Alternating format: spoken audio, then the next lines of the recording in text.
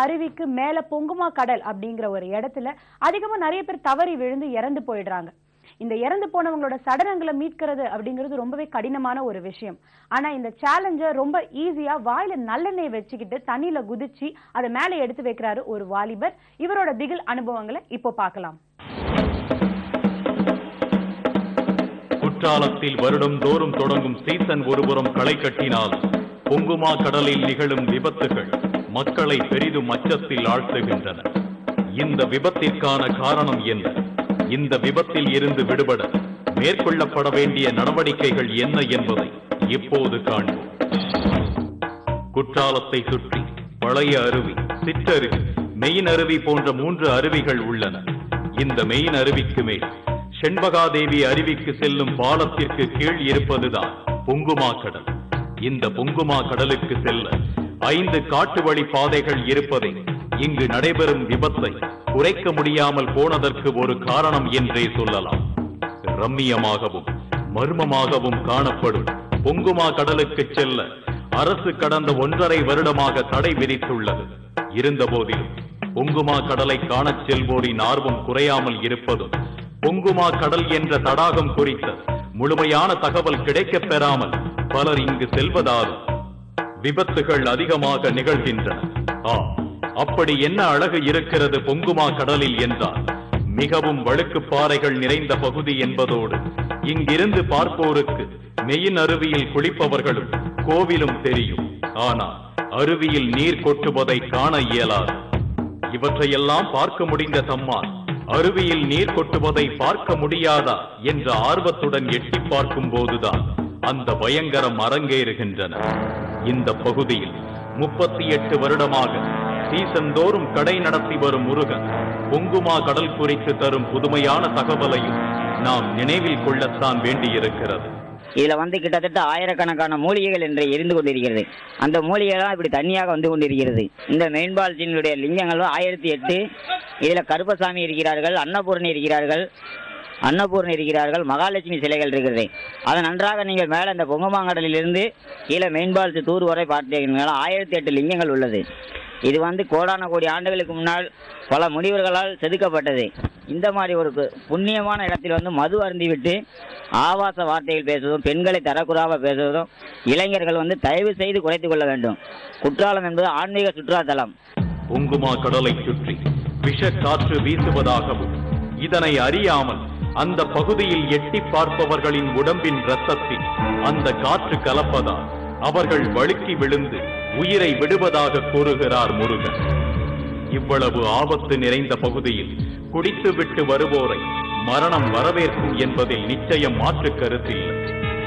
ரம்மியமும் தனிமையும் நிறைந்த இந்த பகுதியில் காதலர்கள் உயிர் துறக்கவும் பொங்குமா கடல் குறித்த போதிய அறிவின்மையே காரணமாக கூறப்படுகிறது.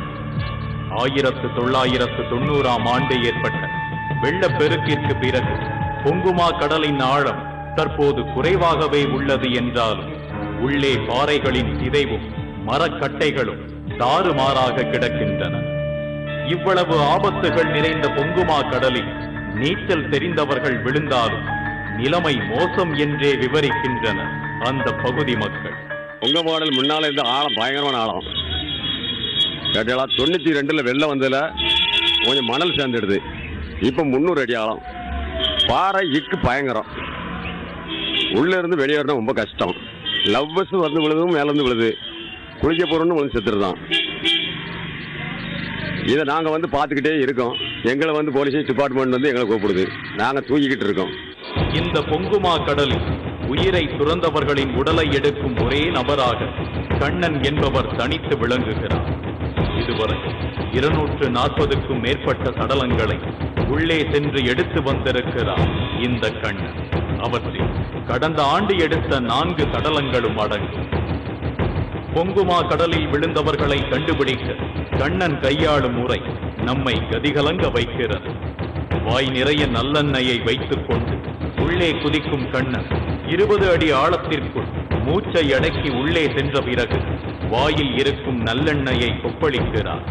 இதன் மூலம் தண்ணீரின் உள்ளே இருப்பது கண்ணாடி போன்று தெரிய வர உயிரை விட்டவரின் உடல் எங்கு கிடக்கிறது என்பது தெளிவாக தெரிகிறது. இதன் பிறகு வெளியே வந்து உடலுக்கு சொந்தமான உறவினர்களிடம் சடலம் கண்டுபிடிக்கப்பட்டு விட்டது என்று தெரிவிக்கிறார். பொங்குமா கடலின் உள்ளே கிடக்கும் சடலம் குறித்து கண்ணன் விவரிப்பதும் அதனை கொண்டு வர எடுக்கும் முயற்சியும் நாம் இதுவரை கேட்டறியாத ஒன்றாக உள்ளது. என் வயசு என் தாத்தா இருந்தார் குரு, அவரு கூட போய் தான் நான் அந்த பழக்கத்தை கண்டுபிடிச்சேன். எவ்வளவு ஆழம் தான் எங்கே கடந்தா 4 நாள் கடந்தா கூட நான் தூக்க வேண்டிய சூழ்நிலை பொங்குமா கடல். அந்த அளவுக்கு நாங்கள் உள்ள இறங்கிட்டு இருக்கேன். ஆனால் இது வரைக்கும் யாரும் உள்ள இறங்கினது கிடையாது. இந்த இடம் மோசமான இடம். அது கீழே வெளியே வந்து விழுந்தானோ மண்டை தெரிச்சிடுவோம், மண்டை நொறுங்கி போவோம், காலு கை இருக்காது, எதுவுமே இருக்காது. மம்படி போட்டு தான் வலிக்கணும். பொங்குமா கடலின் உள்ளே மரங்களிலும் பாறைகளிலும் சிக்கிக் கொண்டு இருக்கும் சடலத்தை முழுமையாக கொண்டு வர முடியாமல் கைகள் தனியே கால்கள் தனியே என வெட்டி எடுத்தும் வந்திருக்கிறார் கண்ணன். நல்லெண்ணெய் வச்சுக்கிட்டு 20 அடி கீழே போயிருவேன். 20 அடி கீழே போனவொன்னே அது 300 அடியாக தான் சேர்த்தான். போய்கிட்டே இருப்பேன். போய் அங்கே துப்புவேன். துப்புற உடனே பாடி எங்கே இடக்குன்னு பார்த்துருவேன். சரி, இல்லை ரிஸ்காக இருக்கா, பொந்துக்குள்ள இருக்கா, இல்லை காலை அறுக்கணுமா கையை அறுக்கணுமா அறுத்தான் கொண்டாடுவேன். எடுக்க முடியாத பாடியா அறுத்தான் கொண்டாடுவேன். இது மட்டும் இல்லாமல் பொங்குமா கடலுக்கும் மேல் செண்பகாதேவி அருவிக்கும் மேலே உள்ளது தேனருவி. இந்த தேனருவியை தேடி போய் குளித்தாக வேண்டும் என்று துடிப்பவர்களும் சிலர் உண்டு. செண்பகாதேவிக்கு செல்லவே வனத்துறை அனுமதி வழங்காத நிலையில் அருகில் இருக்கும் அம்மன் கோவிலில் வழிபடச் செல்வதாக கூறிவிட்டு வனத்துறையினருக்கு தெரியாமல் தேனருவிக்கு செல்ல முயற்சிக்கின்றனர் சிலர். செண்பகாதேவி அருவிக்கும் தேனருவிக்கும் இடையிலான பாதை மிக மிக ஆபத்து நிறைந்த ஒன்றாகும்.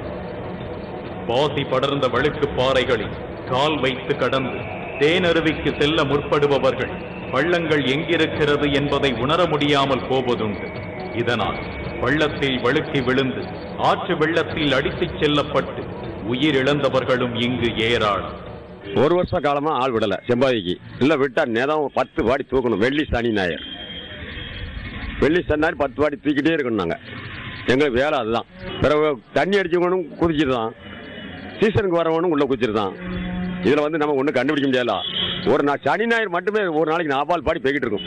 இவ்வளவு ஆபத்துக்களை கொண்ட குற்றாலத்தின் மேல் பகுதிகளில் 1990 மற்றும் 1991 ஆண்டுகளில் சீசனை ஒட்டிய காலங்களில் காவல்துறையினர் பணியில் ஈடுபட்டு வந்துள்ளனர். ஆனால் தற்போது பொங்குமா கடல் பகுதியிலும் அதற்கு மேல் உள்ள பகுதிகளிலும் போதிய காவல்துறையினர் பணியமர்த்தப்படவில்லை என்று அந்த பகுதி மக்கள் குற்றம் சாட்டுகின்றனர். விபத்துகளை குறைக்க வனத்துறையினருடன் இணைந்து காவல்துறையும் செயல்பட வேண்டும் என்று குற்றாலத்தை சுற்றியுள்ள பொதுமக்கள் தெரிவிக்கின்றனர். இப்பொழுது பாதுகாப்பு என்பது மிக குறைவாக இருக்கின்றது. வனச்சரகர்கள் மற்றும் வன அலுவலர்கள் இந்த பாதுகாப்பு ஏற்பாட்டை தீவிரமாக்க வேண்டும். குறிப்பாக பொங்குமாங்கடலிலே யாரும் குதித்து விடாத அளவிற்கு அந்த வனப்பகுதியின் அந்த மெயின் ஃபால்ஸ் முக்கிய அருவியின் மேல் பகுதியை தாண்டி செல்லக்கூடியவர்கள் அதில் நிச்சயமாக குதித்து விட முடியாத அளவிற்கு தடுப்பு வலைகள் அமைக்கப்பட வேண்டும். அது ஒன்றுதான் அந்த இன்றைக்கு பலருடைய இறப்புக்கும் காரணமாக இருக்கின்ற பொங்குமாங்கடலில் இந்த இறப்பை தவிர்ப்பதற்கு ஒரு நல்ல சூழ்நிலையை தர முடியும்.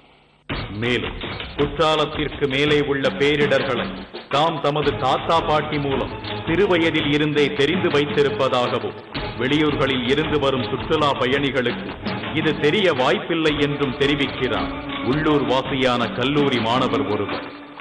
இப்போ மேலே செம்பாதேவி போகிற வழியை வந்து 1 இயராக வந்து இப்போ ஸ்டாப் பண்ணி வச்சுருக்காங்க. யாரும் அங்கிட்ட ட்ராவல் பண்ணக்கூடாதுன்ட்டு. வார tourist guide students college students அவங்கெல்லாம் வந்துட்டு ட்ரிங்க் பண்ணிவிட்டு ஒரு ஆசையில் எட்டி பார்க்கலாம் அப்படின்னு சொல்லிட்டு பக்கம் வர வந்து எட்டி பார்க்குறாங்க. கால் தவறி உள்ளே விழுந்துறாங்க. அது பெரிய ரிஸ்க்காக இருக்குது. தடை பண்ணியிருக்கிறாங்க, இருந்தாலும் வந்து மிஸ்பிஹேவ் பண்ண தான் செய்கிறாங்க. இன்னும் கவர்மெண்ட் வந்து கொஞ்சம் டைம் எடுத்து வச்சு இதுக்காண்டி கொஞ்சம் ஹெல்ப் பண்ணி என்ன பண்ணணுமோ பண்ணி அந்த சரௌண்டிங்கை வந்து கொஞ்சம் இன்னும் சேஃபாக ஆக்கணும். இன்னும் பயம் இருக்குது மக்களுக்கு, அந்த பக்கம் போகக்கூடாதுன்னு. லோக்கலில் உள்ளவங்க வெளியிலேருந்து வரவங்களுக்கு அது தெரியல. அது தெரியாதனால அந்த பக்கம் போய் எட்டி பார்க்கலாம் அப்படின்னு போகிறாங்க. கால் தவறி உள்ளே விழுந்துடுறாங்க. எடுக்கிறதுக்கு ரொம்ப கஷ்டப்படுறாங்க. சுற்றுலா பயணிகளுக்கு லாட்ஜுகளை அமைத்துக் கொடுக்கவும் போதைப் பொருளை சப்ளை செய்ய மட்டுமே தற்போது நபர்கள் உள்ள நிலையில் சுற்றுலா பயணிகளை வழிநடத்தி செல்ல பல சுற்றுலா தலங்களில் இருப்பது போன்று குற்றாலத்தை பற்றி தெரிந்த கைடுகளை நியமிக்க தமிழக அரசின் சுற்றுலா வளர்ச்சிக் கழகம் முன்வர வேண்டும் என்ற கருத்தும் பரவலாக சொல்லப்பட்டு வருகிறது. ஆனா வெளியூர்ல இருந்து வர பயணிகளுக்கு அதை சொல்லிக் கொடுப்பதற்கும் ஆள் இல்லை. அந்த முறைப்படி சில போர்டுகள் வைப்பதற்கும் இங்க ஆள் கிடையாது.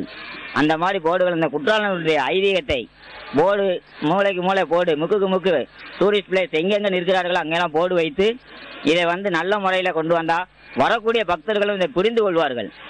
இந்த இடத்துல ஆபாசமா பேசவோ ஆபாசமா ட்ரெஸ் பண்ணி குளிக்கவோ தயவு செய்து கூடாது. இது ஆன்மீக சாமியார்கள் குடியிருக்கும் இடம், பல சித்தர்கள் குடியிருக்கும் இடம். அப்படி சரியான கைடுகளை கொண்டு வந்தால் குற்றாலத்தில் விபத்துக்கள் நிச்சயம் குறையும் என்பது அனைவரின் எண்ணம்.